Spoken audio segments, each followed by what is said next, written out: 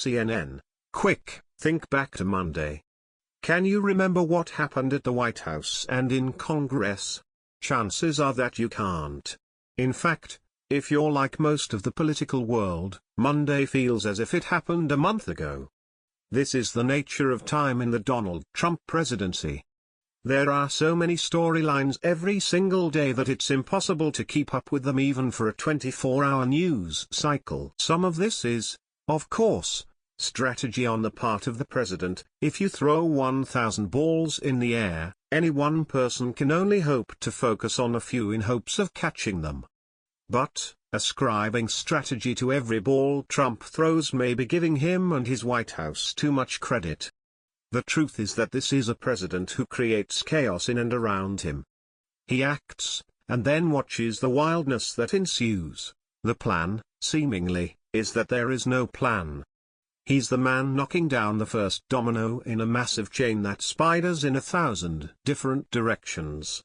Or, maybe even more apt, he's smashing the ice on a thinly frozen pond and watching as the cracks spread out around him, endangering both himself and anyone else unlucky enough to be sharing the ice with him. Every week at the manic pace Trump keeps feels like a blur, none more than this week, in which the president and his administration lurched from controversy to cataclysm to convulsion and back, all in the space of 5 days. Let's go through the week that was. That night, Trump traveled to West Virginia to address the annual Boy Scout Jamboree. After asking the crowd, "Who the hell wants to speak about politics when I'm in front of the Boy Scouts?" Trump did just that, in a long and uneven address in which, among other things, he regaled the crowd of teenage boys with tales of post-World War II New York and, of course, his election victory last November. The speech was overtly political, so much so that a senior official with the Boy Scouts of America issued an apology on Thursday for those who were offended by the political rhetoric that was inserted into the Jamboree. Tuesday, Trump was back at it bright and early. Trump was back at it bright and early. He bashed Sessions, again, this time for taking a very weak position on Hillary Clinton's crimes. That message was sent, via Twitter, at 6:12 a.m. ET. Like Monday, Trump's early morning tweets became the narrative of the day, with his White House forced to respond, which it did in the most vanilla way possible, to unending questions about whether or not Trump was going to fire Sessions. At night, Trump headed out to Youngstown, Ohio, where he delivered another campaign-type speech. "It is much easier to act presidential than what we are doing here tonight, believe me," Trump assured his audience. "With the exception of the late, great Abraham Lincoln, I can be more presidential than any president that's ever held this office." Wednesday, the day began with this cryptic tweet at 8:55 a.m. After consultation with my generals and military experts, please be advised that the United States government will not accept or allow. What followed in subsequent tweets was Trump's announcement that transgender people. The day began with this cryptic tweet at 8:55 a.m. After consultation with my generals and military experts, please be advised that the United States government will not accept or allow.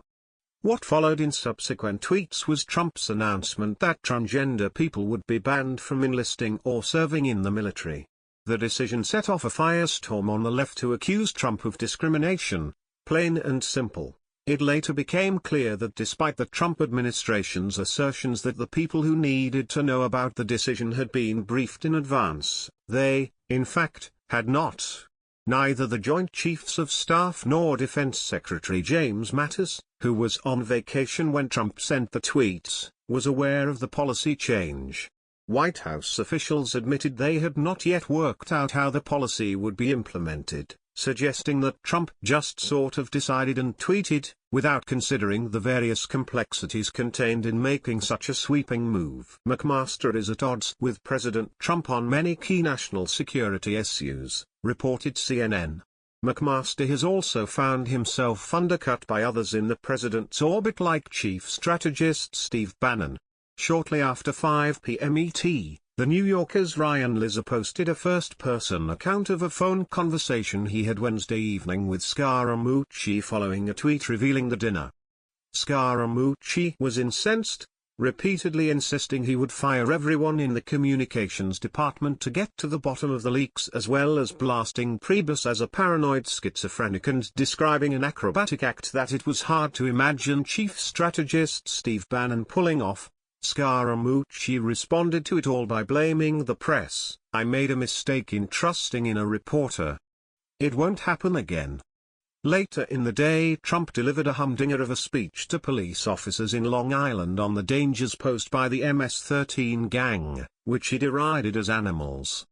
He also appeared to condone violence against criminals, "And when you see these towns and when you see these thugs being thrown into the back of a paddy wagon, you just see them thrown in." "Rough," I said. "Please don't be too nice," Trump said. Just before 5 p.m. Eastern Time, Trump announced, via Twitter, that he had fired Reince Priebus as chief of staff and replaced him with John Kelly, the Secretary of the Department of Homeland Security.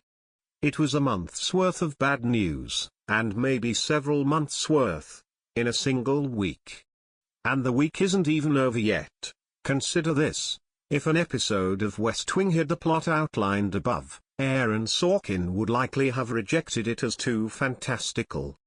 There won't ever be that much, and that much bad for the president, happening in a single week. You can imagine him saying, "And, up until Donald Trump became the president, he'd have been right." But in this reality show presidency, the truth is stranger than fiction. And a week can seem to last a month. This story has been updated.